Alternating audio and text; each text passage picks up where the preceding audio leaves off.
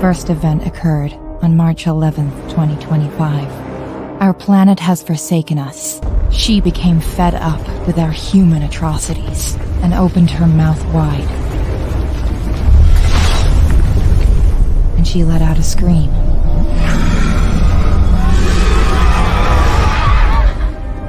What emerged from that hole left their mark, and they were gone as quickly as they came. It was after this encounter that we knew we were not alone. Leaders from around the world gathered to discuss strategy in case they ever returned. Experts were consulted in every field of science known to mankind. A group of specialists were sent down there to see what they could find. Most of them had family. They were called brave. They were called foolish. I called one of them husband. This is where the story ends. And my story begins. And I could give you a clue that there is no fortune. In the heat of the night, this is what you wanted. Would you give it a try or just keep on wondering? In the shadows I wait just to pull you under. Oh my God! Go!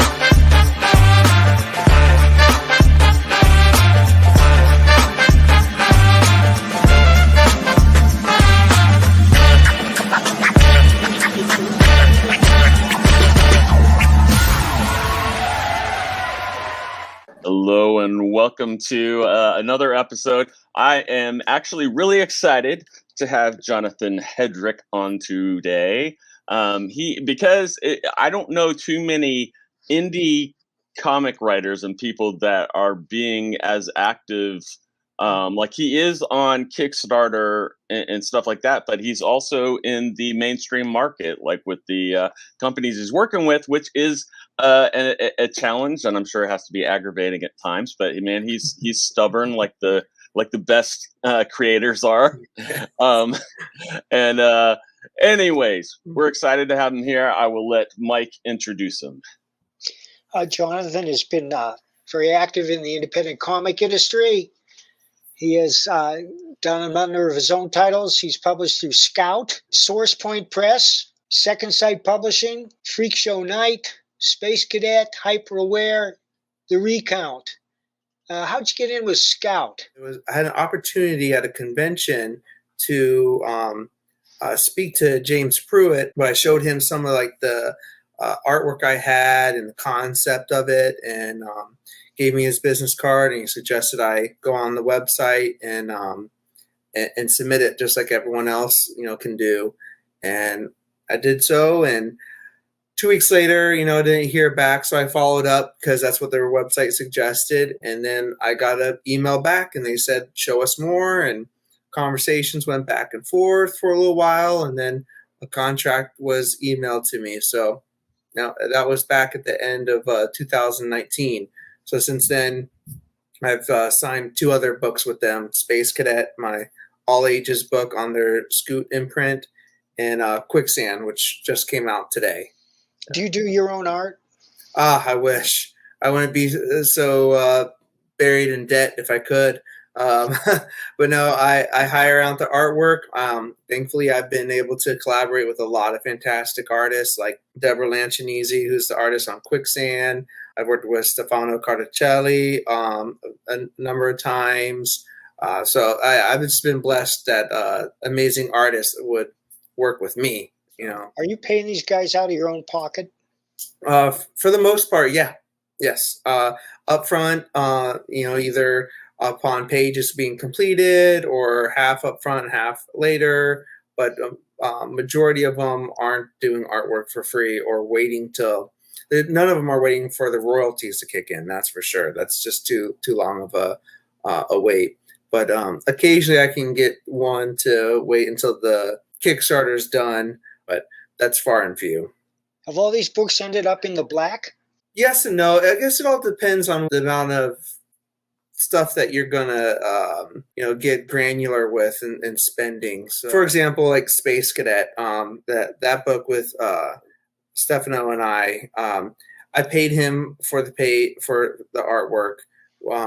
The royalties haven't matched up yet with how much the print run costs to make, so that one's still in the red. But I've been able to sell copies of Space Cadet personally, either through comps or additional copies that I've purchased myself with the creator discount. So it's like it's come back, but it's not like a rolling paycheck. Well, that one's a tough sell too, because it's an all ages book, and it's just Exactly. those are very tough sells.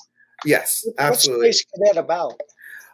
So it's a one-shot story, 24 pages, about this little boy who really wants to go to the moon one day, and the kids at school kind of poke fun at him about that wish.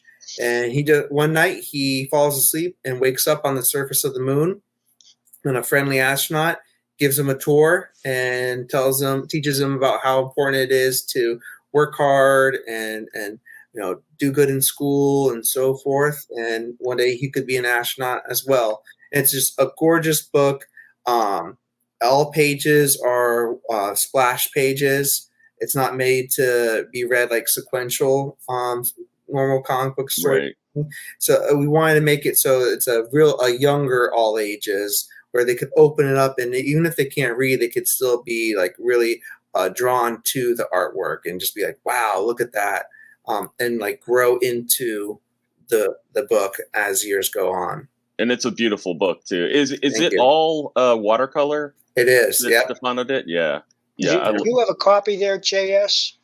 I do. No, I do not. I'm really bad about too. Like if I have a book that I like, I either give it away or let have someone buy it. I might have one in arm reach. My table back there's a mess right now. But they have a big. I don't know if that's a Scout headquarters or if you have it, the big standee or whatever. Yeah, I have a big, like, it's like about a 5 foot cardboard cutout that I bring with me to certain signing events in case the kiddos want to take a picture with the Space Cadet. Yeah. Okay, I'm looking at it right now. Yeah, Stefano, he's done a bunch of stuff for heavy metal and everything, but he's also done. Didn't he just win a? Bram Stoker? Yeah. I think he's won twice, 2 different years. Wow. Yeah. Yeah, he did. He did one of the stories in my Nemo the Lad comic that is supposed to come out sometime from Scoot. He's great to work with, and I love the watercolor stuff that he does on there. Right. And I actually wanted to ask you this because now that you've done a few things and you're meeting, and kind of connecting with all these different artists, it's interesting as a writer. When you have to kind of pick and choose like the styles for the audience. I assume that you're kind of starting to run into that where you gotta really pick the right style for the story, for the audience that you're doing it for, because you have contacts with a lot of different good artists now.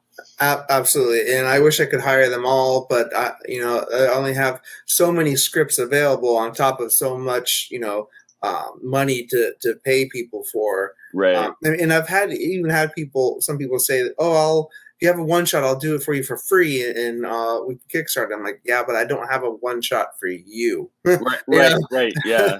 So, and I have to say, tiptoe through the tulips as to, not come across as rude or it's like that's a great opportunity, but if I had a script available, I'd have to give it to someone here or there because maybe it just doesn't match your art style. Right, I yeah. learned with Stefano, for example, that I like keeping him to like a 4-panel maximum on a page to let him really get full throttle. If you start doing 6, 7, 8, 9 panels, you really lose what you can get out of Stefano.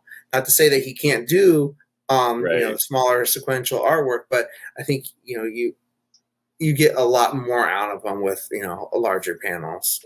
We have Bronze Star launching next month, and Pat Broderick is the artist, and I gave him pages which were no more than 5 panels. Yeah. And when he returned them, they were 8 to 10 panels. Well, that's a whole other problem in itself. Yeah. And by the way, Mike, I don't know if you know this, but Jonathan is actually married to an artist. Mm-hmm.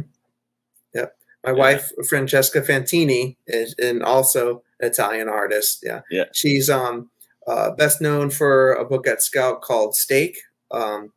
She's done other things too. She's had a book at Aftershock called Artemis and the Assassin. She's done some great cover work, and she's working on a book that I wrote right now. So finally, very exciting. Yes, very exciting. What's the name of her book? Did you say Steak? Steak. Stake, like a steak for a vampire. Yeah. Got it. I'm curious, like, as far as from when you started to now, how your approach to writing, or and also even kind of like from a business side or whatever, like how like both those things have changed. Yeah. So as far as the writing goes, my process has pretty much been the same, but sometimes I break down like what my goal is daily or weekly or monthly. Right.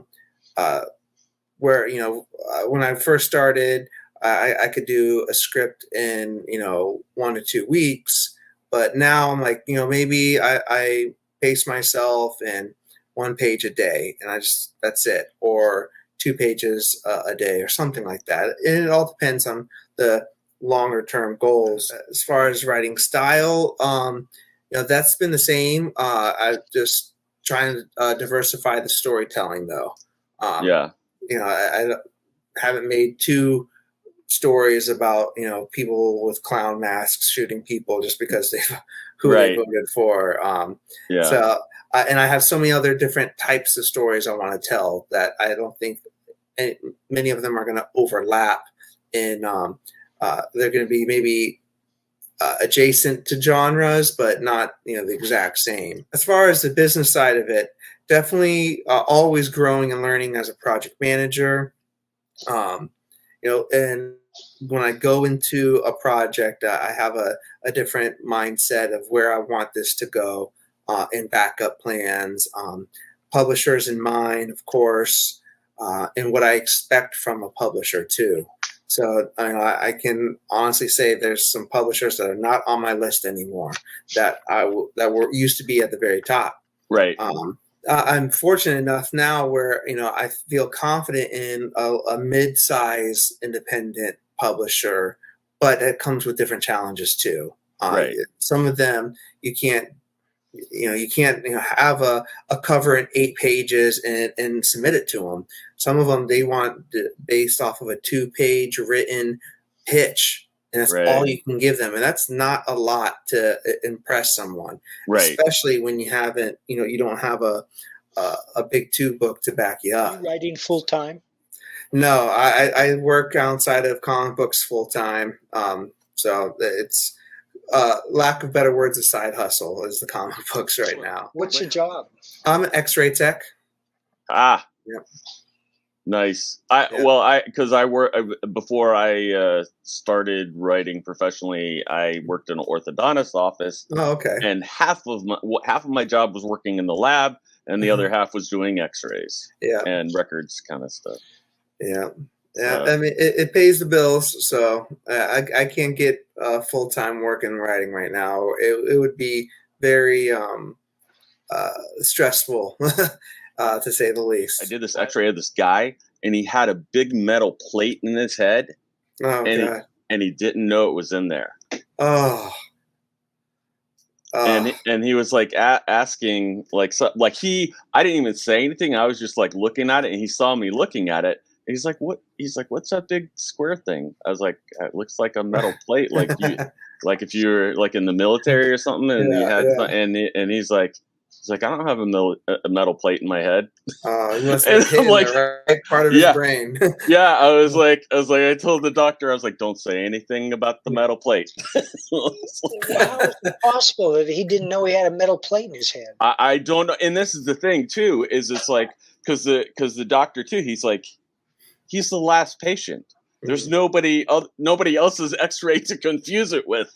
Like, it's not like we grabbed the wrong one or something. I mean, like, and then you could tell by his face, and you could see the little bit of soft tissue in there. It's like, it's definitely like his profile and everything. It was like, I was like, but you know, as a true writer, I'm like, I got to make a story about this. Yeah, it's gotta be. So it sounds like it reminds me of something from like Tales from the Crypt or something like that. Yeah. Well, I was even gonna say like something, you know, and even something else where it's like the military experimented on him or something, and he doesn't know like what, you know. He can't see it when he looks in the mirror, but everyone else can. can. Yeah. You had anything weird like that happen, or that you're allowed to talk about?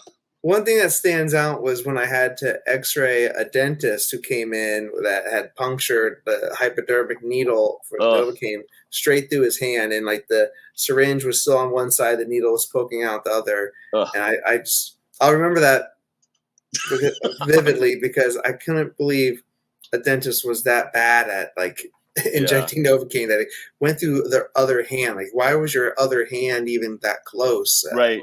When you're little, Jonathan. What like how did you first get interested in like stories or comics or TV, whatever? Well, the first comic book I remember picking up was one of the adaptations of the Ninja Turtle cartoon show. So it wasn't the Eastman and Laird typical the true Ninja Turtle comic books. It was one based off of the cartoon show, which I was a huge fan of. Picked it up off the spinner rack and read that thing backwards and forwards, and picked up like movie adaptation comic books too for Batman, the Turtles movie, and so forth. And I think that introduced me to sequential comic book storytelling. And then just being a child of the 80s and 90s, when we had like you know, the Batman the Animated Series, X-Men cartoon, Spider-Man cartoon, that did a good job of retelling some of the greater stories within those characters' mythos that wanted me to have more.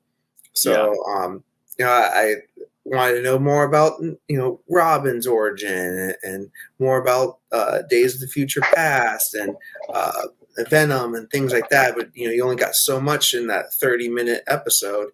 And there was like a wealth of, you know, knowledge waiting for me in all those back issues. And I was fortunate enough to live very close to a flea market that you know, flea markets, you're going to have access to so many comic books, and, you know, you don't even have to be current. And then on top of it all, in the early 90s, when I was really getting into collecting and reading and finally learning creators' names and going to a comic book because of the creator, that's when the image revolution happened. And now you have all these new books coming out. And then the 90s happened with all the other publishers that came and went, and the changes and the gimmicks and things like that. But I think it was a good time to be introduced to comic books. It sunk me in for sure. And I was already someone that was fascinated by storytelling. I always had been writing things in composition books, poems or short stories, sometimes just titles, or I was writing log lines before I even knew what a log line was. I was the kid that was like fascinated with like a movie trailer. Like, I didn't care about the movie so much, but I liked how the trailer, you know, it represented everything. So yeah, I think all that led up until about 5 years ago when I took one of those short stories and taught myself how to adapt it to a comic book script. Then I had the script in hand. I was like, well, now what do I do with it? And then I learned the process of the streamlined method of making a comic book. And once I figured that part out and realized how, possible it actually is, then I was hooked on that side of it. I'm like, okay, now I know I can make a comic book, have it tangible in my actual hand, make it something I can sell. Let's see where else I can go with this. You outline? Yeah, I outline and do my first drafts all by hand. I'm still analog on that side. So, and then everything else I type up afterwards. So my first, the script typed up is usually my second draft. You pretty much say that none of that has really changed. No, I did try to write one script without going to paper first. Right. And I hated it. I didn't hate the script, but I hated the fact that I didn't have a paper version of a handwritten page. So I went back and hand wrote neurotically everything I just typed. I wrote on a sheet of paper just to have it. I felt I was able to sleep better at night after that. So now I still do it. Do a page. A printer? A printer? Yeah. Like a printer to print the comic books, or a printer? No, he means to print the script. Oh, yes. I can still print the script. Yeah. Yes. Yeah. But he's old school, Mike. You should appreciate that. I do. Yeah, I feel I can get more loose with pen and paper. I agree with you. I do a lot of writing by hand. Mm-hmm. You have like friends or even people that like your stuff or whatever that are like, I never have any idea what you're working on next. It's like every time I talk to you, it's like it's a totally different story. It totally is like they kind of want to put you in a box, yeah. and say do this, and it's like, I don't know. Like Mike's always been kind of all over the place from when he. My stories choose me. That's debatable. They're definitely, but it's definitely like all over the place. Have you had any of that, Jonathan, where you've had people where they're like, "Gosh, man, just stay in one lane"? Well, I have several times like listed off my catalog, right? And we're saying, all right, here's the name of this one. This is what this one's about, and people are like, "You're all over the place." You got this violent. Political thriller, then you have an all ages book, then you have the slice of life, then you have the zombie book. It's like those don't coincide very well. And like that's what I like about it. I do a signing and I have a variety of different things. So if you don't like that, well, what about this? Right. I do a lot of commissions, which Mike has found new sides of himself through doing commissions. Yeah. But I think that's honestly like for a lot of writers and creators, I feel like that's the thing. I mean, it's like these are all like different sides of us, right? That we're expressing. Granted, people who stay more in one lane tend to make more money, because it's more commercial. Not always, but right. I don't know. I would question how happy they are, though. Exactly. Yeah. Because if you're just being a product. I'm adapting a series of novels now into graphic novels. John Ringo is the writer. He's a science fiction guy. It's military science fiction. Mm-hmm. And those guys came to me. But when I adapt a novel, I pride myself on not using any of my own language. I try to make it as purely the writer's version as possible with visuals. Yeah, that makes sense. Mike did he wrote the which a lot of people really liked a lot. He wrote the Heir to the Empire. Heir to the Empire comic adapt. Yeah. How do you feel about that? Would you be interested in doing some adaptations or? Yeah, absolutely. I would love to take a shot at that. One of the things I liked when I was a kid was reading those right comic book adaptations or even the novelizations. I remember reading the novelization of Batman Forever before the movie actually came out. Right. And I was reading it and I was like, oh man, I hope that this actually This is going to be so good. It's so good. Who wrote the book? I think it was Chuck Dixon. It was either Chuck Dixon or Peter David. Yeah. Somebody that's really good that can actually write. Right. Or it may have been Denny O'Neil. I know he was doing a lot of novelizations back then. Denny was my editor. He was fantastic. I wish I could have got a chance to meet him before he passed. Yeah. But yeah, I think you're able to do different things in those in different mediums. You know, some things work better in movies than it would in a comic book, and vice versa. It's funny you mention that because comics are they're what you make of them. And the persistence of horror comics fascinates me because I got to tell you that comics are the worst medium for horror there is. Because no matter how horrible the situation or the picture, it's just a picture on a page. You can always turn the page or set it down. Yeah. A novel, you can't because it'll grab you. And a movie, you can't because they control the pacing. Yeah. Most of all, the sound. I mean, you don't understand how important sound is to a horror story until you see it well used in a movie. Yeah. Like The Haunting, the original, which is done in black and white. Yeah. And there's no grisly, there's nothing in there that's violent on screen. It's just the sound alone will terrify. Yeah. That's just enough. Yeah. Yeah. It'll be interesting to see how Quicksand goes over. I hope well. It's a great comic book for those that like grounded sci-fi storytelling. You know, we think of sci-fi and we think, you know, Star Wars, Star Trek, something in outer space, but science fiction can happen on Earth too. You know, it doesn't always have to be in outer space. So, what would you compare it? What would you compare it to? A little bit of Starship Troopers, a little bit of Stargate. Yeah, both are very. There's a space component to them, but it's on the ground for the most part. Yeah. Have you read Starship Troopers? No, I've been meaning to. That's one of the ones I've been meaning to read since I saw the movie. Yeah, it's a very good movie. Yeah. What about the book, Mike? The book is one of his best. Yeah. Just want to make sure. Since you were talking about the book, I was just making sure that. Yeah. I've read a lot of Heinlein. I read all the classic science fiction when I was growing up.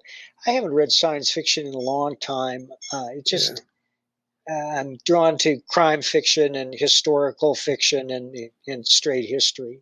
And I'm lucky I read a book a month these days. It's hard to pick up a novel or a regular prose book lately. Time is limited. I have a bedroom book, a bathroom book, and a kitchen book. That's a good way of doing it. Yeah. Chip away at it when you can. Right? Like whatever I'm working on, like it's really hard to entertain myself with the same medium that I'm working in. So when I'm writing comics, I'm generally not reading comics very much. And it's like if I'm writing like a short story or a novel or something, I'm really not like reading. And it's not because I'm not afraid. It's just it's not entertainment. It's like work. Because it's like that's where I'm at when I'm in that genre or whatever. But especially with like TV stuff, like it seems like they can't get over the Hunger Games. Like there's so many like kind of like Hunger Games knockoffs TV series like all over the world, from all these different countries, including America. It's like it's like everybody's on this island and they're all getting picked off one by one, and preferably they're all young, and like it's like what's a variation of the slasher film? It's like it's Friday the 13th.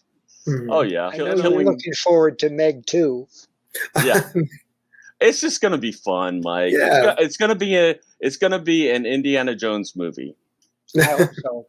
I have a little bit of insight to some of the behind the scenes stuff since I do stuff with Steve Alton, and I did the Meg adaptation for the novel, which is brilliant, by the way, and a lot better than the movie.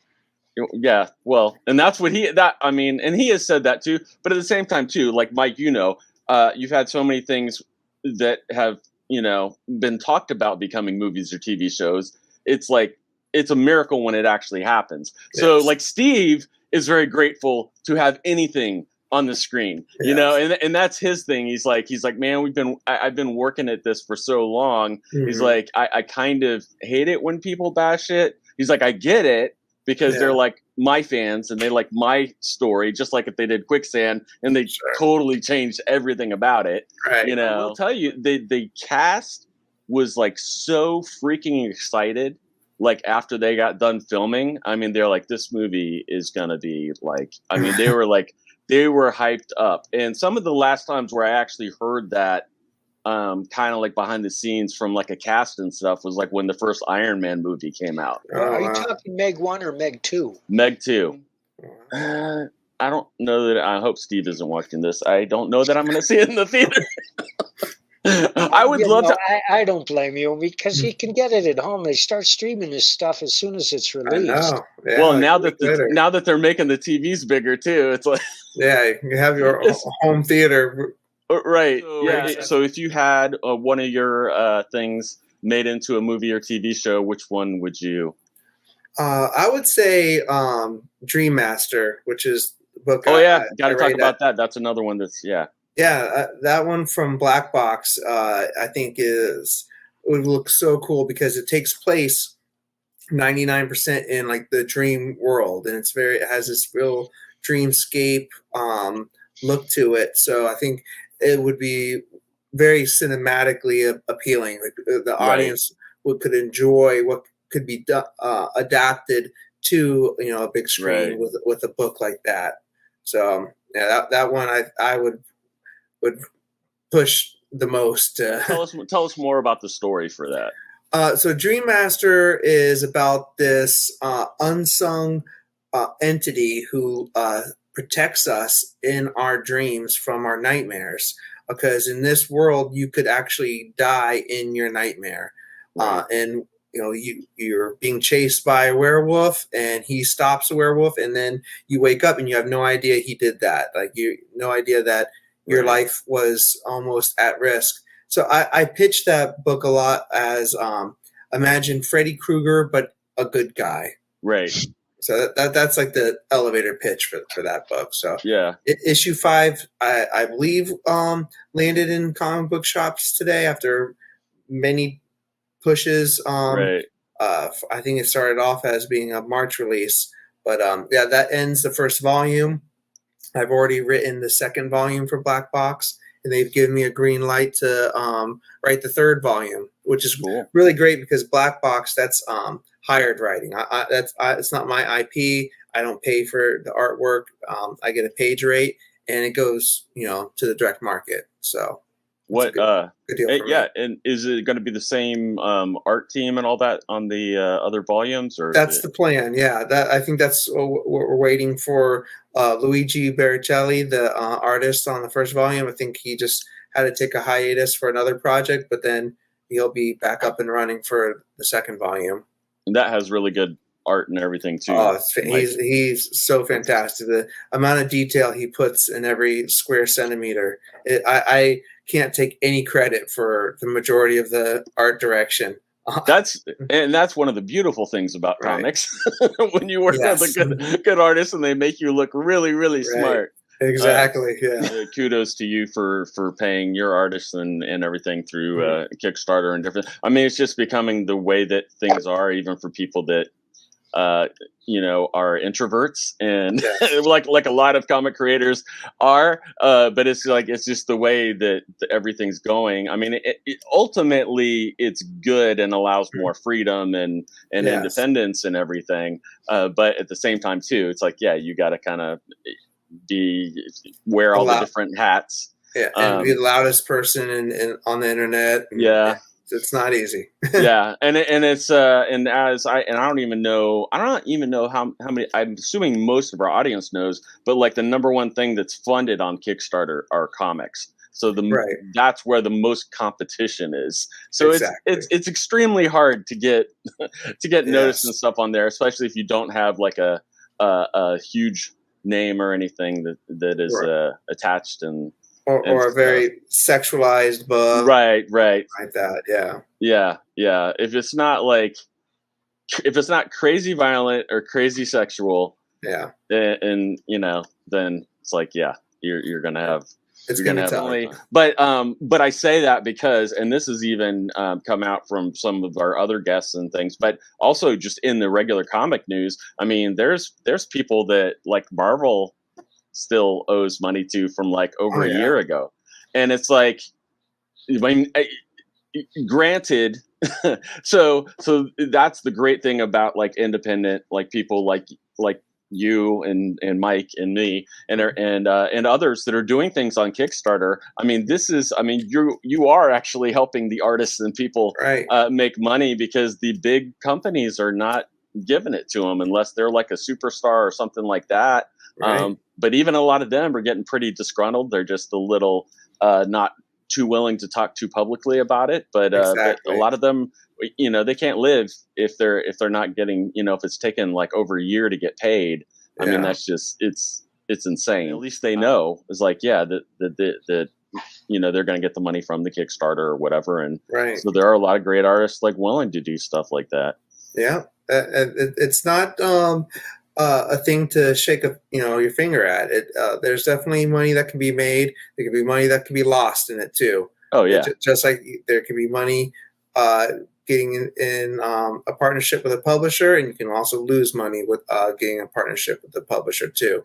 So it's just like, know your path, know your rights, know what your goal is, and there's so many things that are out of your hands too. That's the thing. You know, you could go into every project, every business or partnership with the best intentions, and who knows what happens. Jonathan is, I won't say always, but he's very often either at a convention or doing a signing at a store or something like that. I mean, he is putting himself out there and not just depending on the publisher or whatever, because you have to. I mean, you have to. I just operate as if the publisher isn't going to market at all. And that's a good way to act in this day and age. And for the most part, I'm right. Right. Yeah. They did a good job at paying the print run up front, which and having that diamond account is handy. But besides that, if you're not showing your worth beyond that, if you have a big enough bankroll, you can get a diamond account. You can pay for a print run. Crowdfunding has shown that. So what else are you going to bring to the table besides, taking 50% of my royalties after your print cost has been made up for? So that's why I'm constantly I'm out there. I have 2 out-of-state cons in June, and that's costing me travel, air, hotel, time off work. I'm going to be in Philly the first weekend of June. I'm going to be in Charlotte, North Carolina, the third weekend of June. Those are big trips, and granted it's going to be fun, but it's also, that's work. That's not, me taking pictures all over Philly and and sightseeing where Rocky was the entire time. Right. But it's me like getting in, getting out, and hoping I made enough to make the trip worth it. I can't even bank on the trip being in the green. I just, was it enough back to do that? And did I make enough contacts? You got to buy a table? No, that's the thing. I'm not buying tables at this point right now. I'm emailing and putting myself out there to the showrunners and saying, can I be a guest at your con? This is what I bring. These are my credits. My wife usually comes with me too. She's an artist, her credits, and we kind of like sell ourselves that way. Like we'll get to your con, just give us that $300 table for free. We'll pay the $600 flight to get to you. Can you give us that 6-foot bingo hall table for free? Right. Yeah, like you said too, it's a lot easier to sell the Space Cadet comic. Like you have stuff that sells easier in person, right? When you can show it, and that actually looks really good. And there are certain. It's interesting because I have looked at different things different certain art styles, and some of them, like, yeah, it's just like it doesn't look that great digital, like on the screen, but like when you can show people in person, it makes a huge difference. And honestly, that was one of the reasons why I wanted to have Jonathan on, because it's like, because he's working for it. Like he's not just doing it and interested in a lot of the same different like crazy wacky things that Mike and I are, but he's, you know, he's actually putting the work in and going around and doing what he can and doing you know, on top of having the day job and stuff. And that's, you know, that's what I want a lot of the people that want to do comics and stuff to realize, that they're, you know, because it's work, and if you're gonna really do it well, you have to put the work in. And you're not like a big sales guy. Like I'm not. I'm not the guy that's standing in front of the table putting the comic book in other people's hands. I make eye contact constantly with people, and you know, if they actually stop and look, you know, I'm like, my little spiel is, I wrote every comic book on this table. If you have any questions, I can explain anything further. I can talk about, you know, what that book's about, what it costs. Yeah. And go about, you know, for window shopping. But I cannot. I don't want to. I've seen that. I've tabled next to those people that are like, you gotta buy this comic book, and you have to buy the 3 variants for it too. Yeah. No, they are. I have a friend named Ron Fortier. And Ron's a Vietnam veteran. I mean, he's no spring chicken. But he's put out so many books under his own title, which is Airship 27, that he completely covers the table. And we're talking about 24 titles. And he's just naturally gregarious. And he starts talking to anybody who stops there. And I think he makes a sale to 90% of the people who stop to look at his table. Yeah. Some people got that gift, too, that they could sell, you know, a ketchup popsicle to a woman in white gloves, you know. It's part of it, going out there, and I get a lot of joy out of it too, you know, not just making the sale, but when I even see someone that comes to a show that brings the comic book, like, oh, I'm so I like this book, can you tell me more about it? That is what it's about. Because I remember the first time I met creators that I knew of, and I had good interactions with some and bad interactions with some. And I bought more of the comic books from the people that I had good interactions from. Yeah, and it must have been really cool the first time somebody brought one of your comics in for you to sign. Oh yeah, always very exciting. Yeah, it's very flattering and also humbling experience. So, and then there's the first time when someone brings a stack and you can tell it's just for resale. Yeah. Like, all right, this guy does it. Oh, so you read all these? No, I'm just going to sell them on eBay after you sign them. Like, oh, Zenescope. Yeah. Really funny guy. The like owner of that and some other people, they're all like out to dinner with this other guy, and he's like, man, like, and the guy's wife or something like that was there, and there were some other like comic professionals there. Like professional artists and writers and everything that worked for other companies and things, and he's like, man, Zenescope, like, I love you. He's like, I have every single one of your issues, and then he's like, which one is like your favorite story? And he's like, I don't read them. I feel like that's probably a lot of the stuff that goes on with the like super violent, super sexual stuff that's on Kickstarter. Oh, for sure. A lot of it's buying it for the pictures. Exactly. Yeah, they're never going to open it. It's going to stay in that bag and board.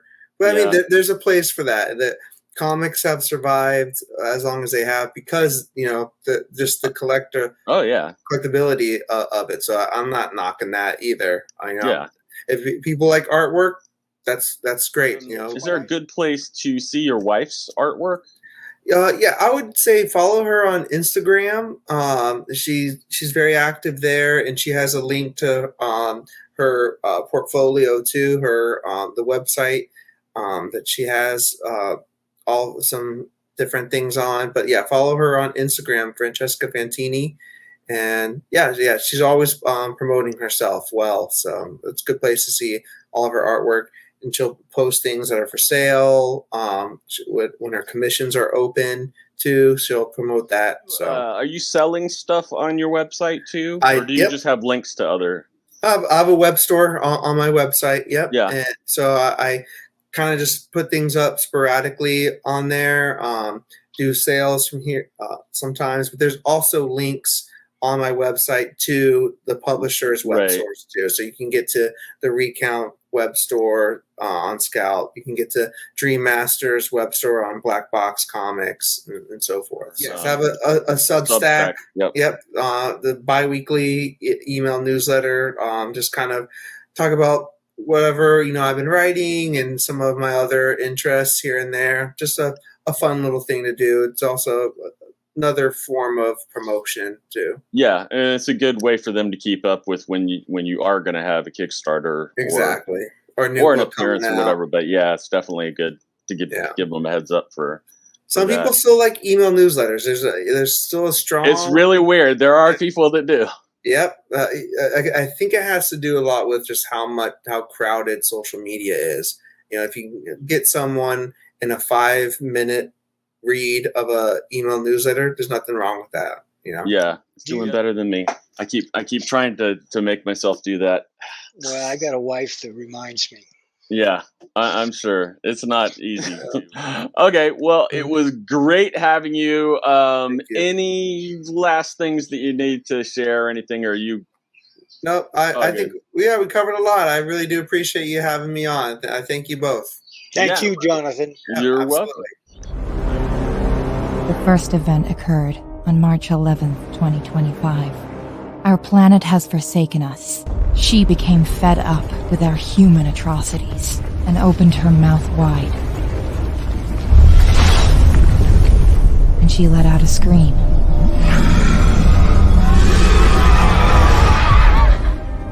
What emerged from that hole left their mark, and they were gone as quickly as they came. It was after this encounter that we knew we were not alone. Leaders from around the world gathered to discuss strategy in case they ever returned. Experts were consulted in every field of science known to mankind. A group of specialists were sent down there to see what they could find. Most of them had family. They were called brave. They were called foolish. I called one of them husband. This is where the story ends. And my story begins. I could give you a clue.